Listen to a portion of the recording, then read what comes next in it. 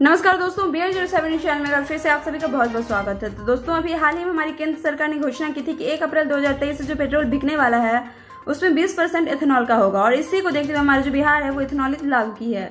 बिहार अलग से देश का एक पहला ऐसा राज्य बन चुका है जहाँ अलग से इथेनॉल नीति है।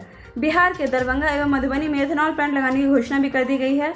दोस्तों, अगर हम दरभंगा की बात करें तो दरभंगा के अशोक पेपर मिल के परिसर में 500 किलोमीटर इथेनॉल प्लांट का लगाया जाने वाला है, जिसके द्वारा यहाँ के लोगों को रोजगार भी मिल सकेगा और अपने प्रदेश में वो लोग रह सकेंगे, जिससे कि बिहार के पलायन करने वाले की लोगों के लिए समस्या का समाधान हो सकता है, समस्या दूर हो सकती है उनकी। और आगे भी उम्मीद है कि इसी तरह की और भी बड़ी बड़ी फैक्ट्रियां, कंपनियां जो है सो बिहार में आ सकती है और लोगों का जो समस्या है पलायन करने का वो दूर हो सकता है।